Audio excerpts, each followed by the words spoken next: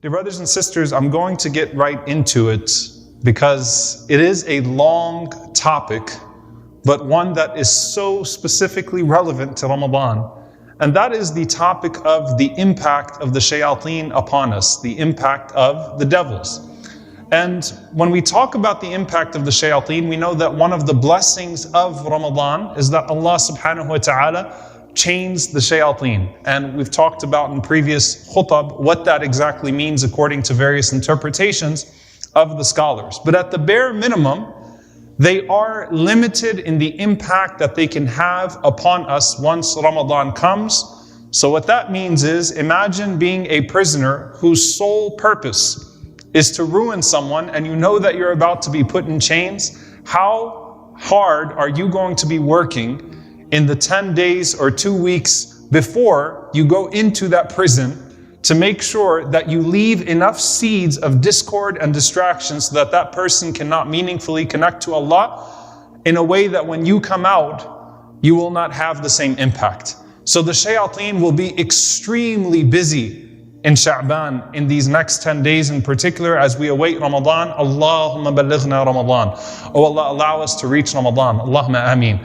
And so as they are particularly busy, I wanted to run through a few narrations where the Prophet ﷺ talks about the tactics of Shaytan and some of the underlying things that we can take from it, because they're actually incredibly empowering. You know, usually there's a sense, if you talk about the Shayateen, it's going to just instill a lot of paranoia and, oh my God, I can't succeed because the Shayateen are out there. No, every time the Prophet ﷺ talks to us about the impact of the Shayateen, the Prophet ﷺ gives us a way to overcome them. So that we understand, Inna ibadi laysa laka alayhim min sultan. As Allah says, my servants, as for my servants, you have no control over them, except for those that willingly follow you. So what are the underlying themes? And I'm going to run through them, and I want you to try to identify in your own life, your own interaction with them. First and foremost, Anas ibn Malik radiallahu ta'ala anhu narrates that the Prophet sallallahu alayhi wa sallam said, إِنَّ الشَّيْطَانَ وَاضِعٌ خَطْمَهُ عَلَى قَلْبِ ابْنِ آدَمَ فَإِنْ ذَكَرَ اللَّهَ خَنَّسْ وَإِنْ نَسِيَ الْتَقَمَ قَلْبَهُ فَذَلِكَ الْوَسْوَاسِ الْخَنَّاسِ. The Prophet ﷺ said, verily, Shaytan is lying overweight over the heart of the child of Adam. He's waiting right over your heart. Think about the last few weeks, what we've been talking about. Your thoughts, your heart, protecting them. So Shaytan is right there waiting over your heart to see when he can get in. He's waiting for the opportunity to ambush. And when is that ambush? That ambush is when you forget Allah subhanahu wa ta'ala. How can I wait for him to forget so I can penetrate at that moment? So the Prophet sallallahu alaihi wasallam said, if you remember Allah, he sinks away. He can't do anything. He has to retreat. He has absolutely nothing to get into if you remember Allah, because that's your fortress, is the remembrance of Allah in your heart, in your words, in your deeds, the places in which Allah is remembered. Shaytan is just not finding an opening. But the moment that you forget, Shaytan will devour your heart. And that is al-waswas al-khannas, the whisperer and the one who retreats. He waits for the moment that you forget Allah subhanahu wa ta'ala so he can penetrate. So a space or a place, including the heart and the mind, where Allah is not remembered is right for the Shaytan. He's waiting for it. So obviously, when you remember Allah, then he doesn't have much of a place to go. And every night before you sleep, the Prophet ﷺ said, يَعْقِدُ الشَّيْطَانُ عَلَى قَافِيَةِ رَأْسِ أَحَدِكُمْ إِذَا هُوَ نَامْ ثَلَاثَ عُقَدْ. That every night when you sleep, gets on top of your head and he ties these 3 knots. And as he ties these 3 knots, يَضْرِبُ مَكَانَ كُلِّ عُقْدَةٍ عَلَيْكَ, and يَضْرِبُ كُلِّ مَكَانَ يَضْرِبُ مَكَانَ كُلِّ عُقْدَةٍ. He strikes the place of every knot, and as he ties every knot, he says, شَّ عَلَيْكَ لَيْلٌ طَوِيلٌ. You have a long night ahead of you. You work so hard today. Sleep. Sleep. Make sure that you go deep into your sleep.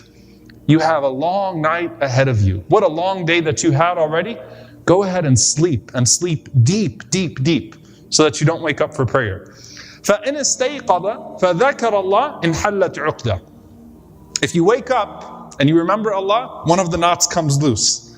فَإِن تَوَضَّأَ انْحَلَّتْ عُقْدَةٌ. And then if you make wudu, another knot comes loose. فَإِن صَلَّى انْحَلَّتْ عُقْدَةٌ. And if you pray, then the last of the three uqad, the last of the three knots comes loose. And the Prophet ﷺ said, فَأَصْبَحَ نَشِيطًا طَيِّبَ النَّفْسِ وَإِلَّا أَصْبَحَ خَبِيثَ النَّفْسِ كَسْلَانٍ. So you wake up fresh, pure-souled, energetic spirit. You undid all three knots because you remembered Allah subhanahu wa ta'ala. You did wudu and you went to the prayer. You came to your salah. And you know the difference between the days you miss Fajr and the days that you don't. In fact, you know the difference, especially the days that you pray Fajr in the masjid and you're fresh, and the days that you even barely catch it. But there is a difference in your energy, there's a difference in your spirit as you're waking up, right? As you are going through those days. And the Prophet ﷺ, as he's sharing this with us, what is the underlying theme? Ibn al-Jawzi rahimahullah says, the main tool of Shaytan is procrastination. Wait. He didn't tell you don't pray when you went to sleep at night. He said, prolong your sleep. He didn't tell you salah is not important. Don't remember Allah. Don't do wudu. He said, what a long day you've had. Shh, alayka laylun taweel. Sleep. Sleep. Put off your prayer. It's okay. The time will come. And that is how Shaytan corrupts all of our acts of worship. When we know, at least here, that worship is important and that we have to do what we have to do, then Shaytan can merely mess with our priorities. He can merely mess with us by making us procrastinate. And isn't that the cause of failure for a person, right? In their personal affairs as well. I know what to do, but I don't really do it because, well, I've had a long day. I know I should be doing this, but I'm stuck in this. I know that I should be making this change in my life, but everyone else around me does it too, so I can wait. A sense of urgency is put off of you. And that is a disease. That is a disease. May Allah protect us from it. With our overcoming of sins, when we know we're committing a sin. I know I have the sin. It's not as bad as that person's sin.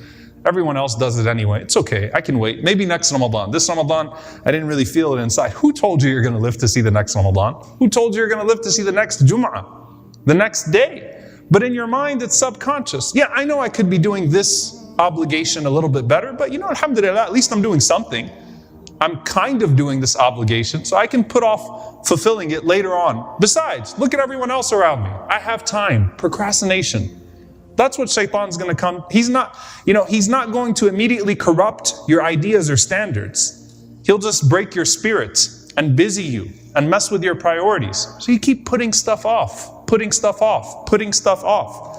And then listen to this. What is the connection between the whispers and the knots and the personal and the interpersonal? Meaning there is a deep connection between that and family and community as well. Listen to this narration. It's in a Tirmidhi. Jabir radiallahu anhu says that the Prophet ﷺ said, إِنَّ الشَّيْطَانَ قَدْ يَئِسَ أَنْ يَعْبُدَهُ الْمُصَلُّونَ وَلَكِنْ فِي التَّحْرِيشِ بَيْنَهُمْ. Shaytan has given up hope that he can take people who pray to Allah and make them pray to him. He's lost hope in you in that sense. He knows that you pray, or that you at least know that you should be worshiping Allah. So what does he do instead? He busies you with each other. Tahrishi bainahum. Let me create discord and fitna amongst them so that they can fight each other because they're not worshiping me. But if they fight each other, at least they'll be too busy then to worship Allah. And that will give me more entrance to penetrate. And subhanAllah, that's where you see the incitement, procrastination, and then incitement between his ibad, between the servants of Allah subhanahu wa ta'ala. And have you ever gone to sleep at night and you wonder, why am I suddenly getting all these bad thoughts about my family? Why am I suddenly thinking like I'm getting mad about something? As I'm in bed, I'm just starting to think about that. I'm thinking about, I can't believe she said that to me. I can't believe he did this. And you're sitting at night and you're boiling. Listen to this narration. Abu Umama radiallahu anhu narrates, and it's a sahih narration. He says, Inna Iblis. He says, Inna Shaytana ya'ti ila firashi ahadikum ba'dama yafrishuhu ahluhu wa yuhayyuna. He said that Shaytan comes to you at night. After you've gone to sleep, you said good night to your family. Wa yuhayyuna. They already, they gave you a sense of good wishes, at least even if it's just a courtesy, good night, see you tomorrow, good night, Baba, good night, Mama, good night, honey, whatever it may be. So Shaytan comes to you, and obviously there's a symbolism here. قال فيلقي عليه العود أو الحجر أو الشيء ليغضبه على أهله. Listen, think about the imagery of this. He starts throwing rocks at you and sticks at you and anything to incite you against your family, to get you mad at your family. You ever woke up from a bad dream and you got mad at your spouse? Mad at your kids? You're going to sleep at night and you're boiling and you're getting angry. And now, unfortunately, you can just pick up the phone and text. I'm getting really upset. I can't believe you said that. So you start boiling in your thoughts. Instead of remembering Allah at night, you're getting mad at your friend. You're getting mad at your family member.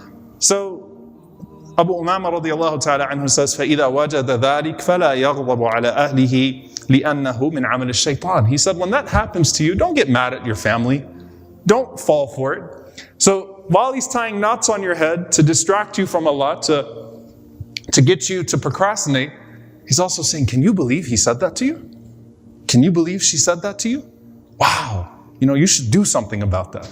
So not only are you putting off the worship of Allah and the remembrance of Allah, you're boiling in bed. Like imagine if someone was standing on top of you, throwing rocks at you, poking you and saying, go do something, say something. And then subhanAllah, it's like, instead of going to sleep at night like the Prophet ﷺ taught us to clear our hearts and forgive people, and that's your entrance into Jannah, you're filling your heart with anger. And now it's just pick up a phone, send a text, make it worse. Go ahead and compound the situation. All the while, you have less time for the worship of Allah subhanahu wa ta'ala. I'll share with you this last narration, inshallah, just because of time. And it is a powerful narration. And I want you to think about it. Because again, these things always hit right before Ramadan. It's like, now? Why now? Like there's always the fitna and things just start hitting you before Ramadan. It's like, this is the worst time it could happen, right? This narration. Every time I read it, I think about the imagery of it. قال رسول الله صلى الله عليه وسلم إن إبليس يضع عرشه على الماء. Iblis sets up his throne upon water. Why does he do that? To try to imitate the Lord of the worlds, whose throne encompasses all things. So he sets up his throne, right? Like I am my own person. That's his ego, his arrogance. And then he starts to call his followers to him. فَأَدْنَاهُمْ مِنْهُ مَنْزِلًا أَعْظَمُهُمْ فِتْنَةً. SubhanAllah. The Prophet ﷺ said the closest people to Iblis, when he sits on his throne on water and the shayateen are next to him, is the one who causes the most fitna. That's who Iblis loves the most. The opposite, the Prophet ﷺ said, the closest of you to me on the day of judgment are those that have the best akhlaq, the best character. The closest shayateen to Iblis when he talks to his followers are the ones that cause the most fitna. So he then starts to say, he says, tell me what you all did. يَجِيءُ أَحَدُهُمْ فَيَقُولُ فَعَلْتُ كَذَا وَكَذَا. So one of them says, I did this and I did that. And Iblis says, مَا صَنَعْتَ شَيْئًا. That's nothing. Next, what did you do? So the shayateen start to tell Iblis the corruption that they caused on the earth. And then he says, ثُمَّ يَجِيءُ أَحَدُهُمْ فَيَقُولُ مَا تَرَكْتُهُ حَتَّى فَرَّقْتُ بَيْنَهُ وَبَيْنَ امْرَأَتِهِ قال فيدنيه منه ويقول نعم أنت.